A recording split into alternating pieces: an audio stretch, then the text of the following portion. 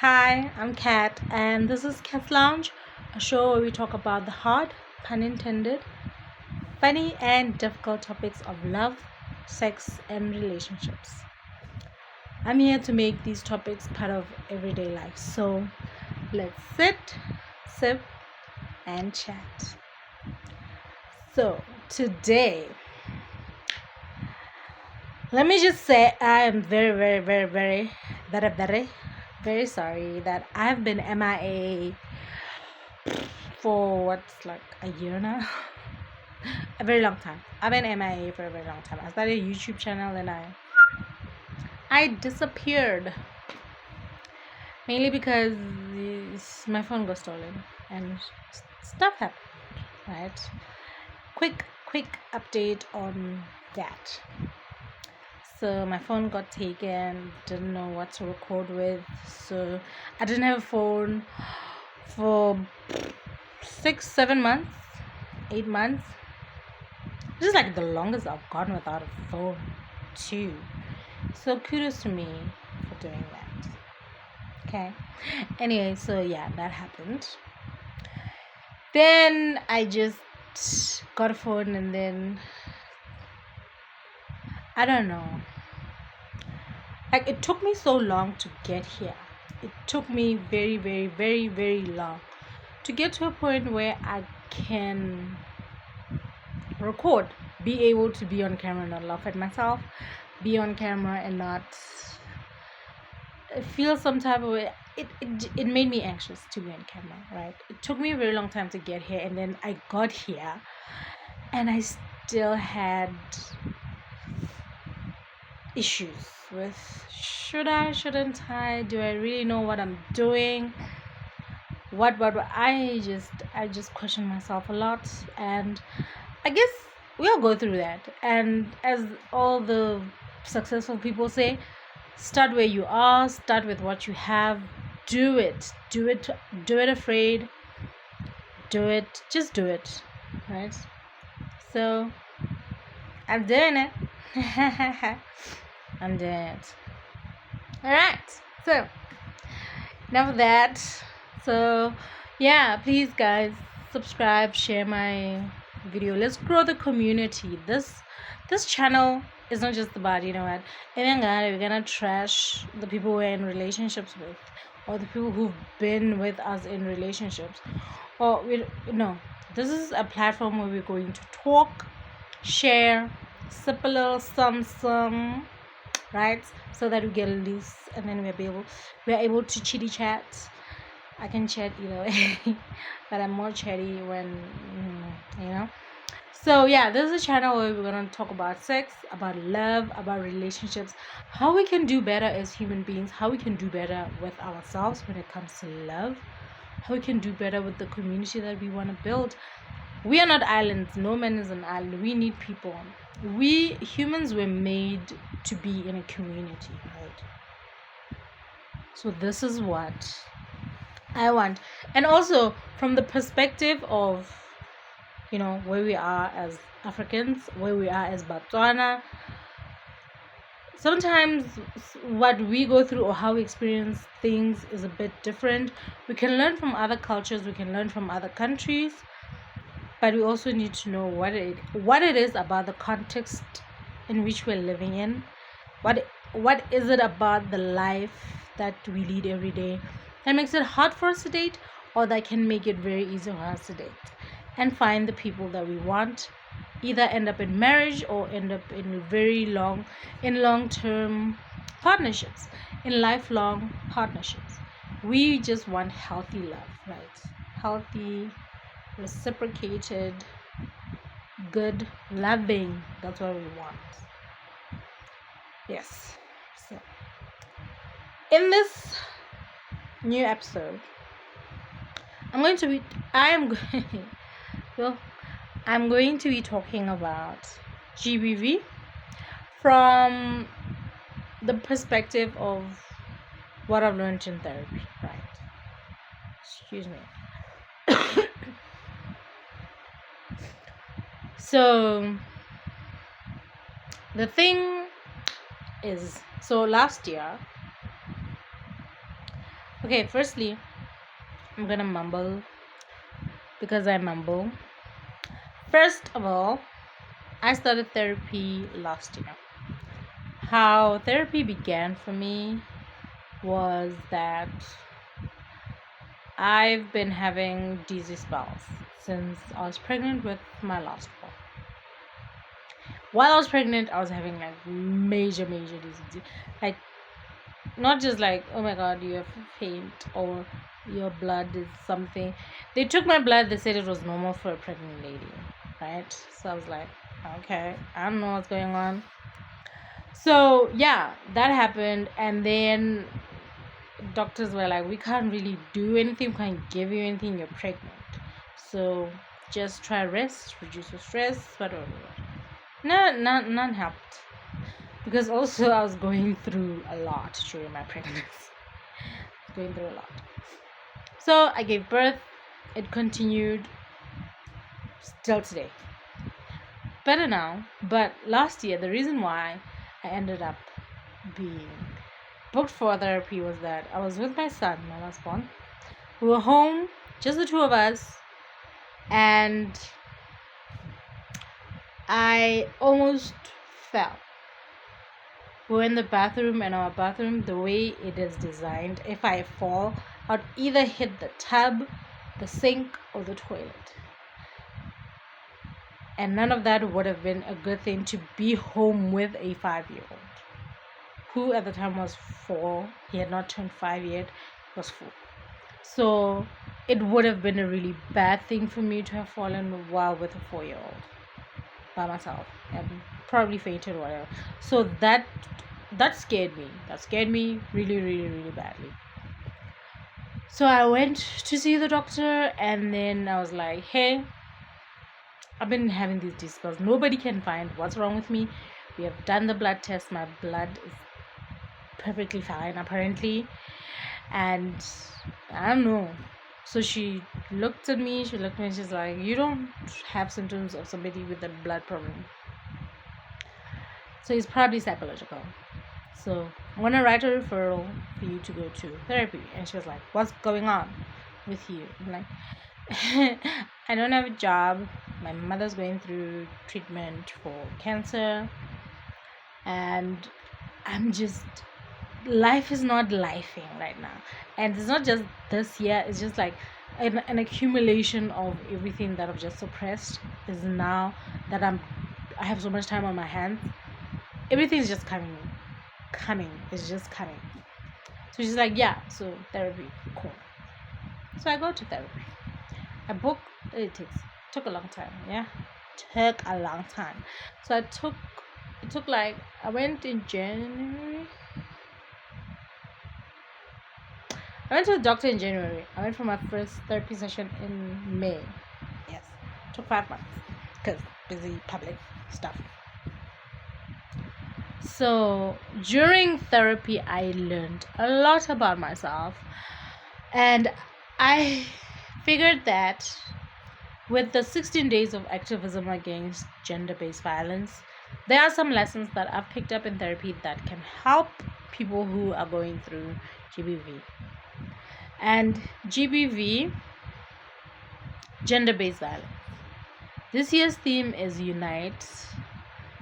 Let's stop GBV against women and children. It's not a direct quote, it's like a summarization of what the theme is. But basically, it's just saying, can we unite to stop GBV, right? So the thing about that I've learned about GBV also is that the victims or the survivors are predisposed to being in that situation. This is what I mean. We have grown up in situations where we have seen people get beat up, people get shouted at, even ourselves get verbally degraded. We've been beat up. We've basically lived a survival story all our lives. So we kind of grew up thinking that love has to be pain. Love has to be painful. Love has to be survival. You have to fight to be loved. You have to fight to just be appreciated. You have to fight for everything. So because of that, we've grown up trying to find that love that we grew up seeing. And if we don't heal, and sometimes we don't even know we need to heal, if we don't heal from it, we're going to end up attracting people that are going to abuse us. One, both men and women experience GBV. Get it clear. Two, little boys underreport, just as men underreport abuse. It doesn't mean they're not abused, they just don't report it because they're afraid they get laughed at when they do that, or they're told, hey, you need to man up, you need to, come on, how can you let a lady do that to you, how can, those kinds of negative responses make them think like, what is the point, right? And then if it's a little boy, he grows up with this resentment towards women, or with this anger towards women, that he's going to grow up as an abuser himself if he does not heal or does not recognize those things in himself. Then we have women who just feel like if you are not hurting them, you don't love them, because again, the environment that we grew up in trains our minds to do certain things, right? So this is the point. This is lesson number 1. Because you grow up with that, right? You grow up with how can I say this? You grow up knowing that you are going to be beat. You grow up knowing that for you to be told that, oh, you're doing a good thing, or for you to get a hug, or for you need to do something bad, and then you have to cry, and then so it trains your mind that for you to get the thing that comforts you, the thing that makes your heart feel safe, you have to go through pain. So this is what I learned, and this is from the last session that I had. My therapist was like, the reason why I'm having panic attacks, also, don't know if I mentioned that, I was having panic attacks from the 2 years after my child was born. I started having panic attacks. So the reason why, she said, like, the reason why you are probably having those panic attacks is because you grew up not getting the love that you wanted, or the affection, or there's something missing. And now that you're grown and you are in a relationship, or you are getting into relationships as an adult, that is the place where you are trying to correct your childhood situations. So when you don't get it from your partner, your brain freaks out, because your brain is sort of broken from what happened to you in your childhood. So when you're growing up, you're trying to get the thing that you didn't get. And when it doesn't come the way that you feel like it should come, or the way that you want it, your brain goes into static mode, and it freaks out, and it panics, and then you go through a panic attack. This is all in your brain, right? And you get the dizziness, and then your body gets sick. Those are psychosomatic symptoms to what's happening in your brain. This is why I think I started having my dizzy spells, because I was suppressing all the things that were hurting me. I was just like, okay, yeah, whatever. Like, I used to not cry. I used to not be a crier. Then last year, when I turned 34, I don't know, it's like a switch turned on. I would just cry easily, so much that I'd be like, what's happening with you? So yeah, those English. That was one of the things that my therapist was like, yeah, we need to figure that out. Like, why have you all of a sudden become a crier when you were not? I don't know. I still don't know actually.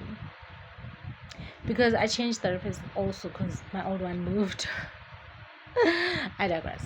So, yes, lesson number 1. Your childhood will trigger you. Your childhood will predispose you to bad things. Lesson number 2, you need to do the healing. And I'm just going to do these 2 lessons, right, about GBV.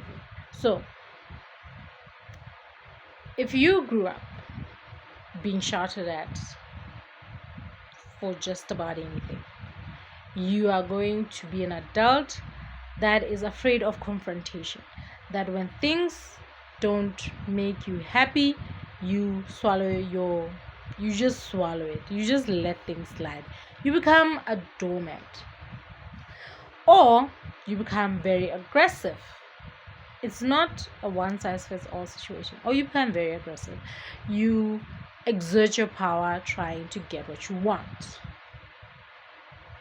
The thing is about finding the balance, right? It's about finding balance. So, yeah. 2, if you grew up being hit for every little mistake that you made, hit for things that you did not even do, for accusations, for anything, you were just literally being beaten up, not disciplined, beaten. Like, I know in the African context, this whole thing of not hitting a child is a fine line. There's a lot of debate about it. I, for one, I don't want to. But yes, there are parents who literally, like, they're fighting their kids. They beat them up until they're black and blue. So if you grow up in a situation where you expressing yourself, you making a mistake, like breaking a glass by mistake, or doing just about anything, you got beaten for it, you are gonna grow up being afraid to try. Or you're gonna grow up being the angry person that beats up people for no reason. So, and if in your childhood or in your past, because this can happen at any time, if you were essayed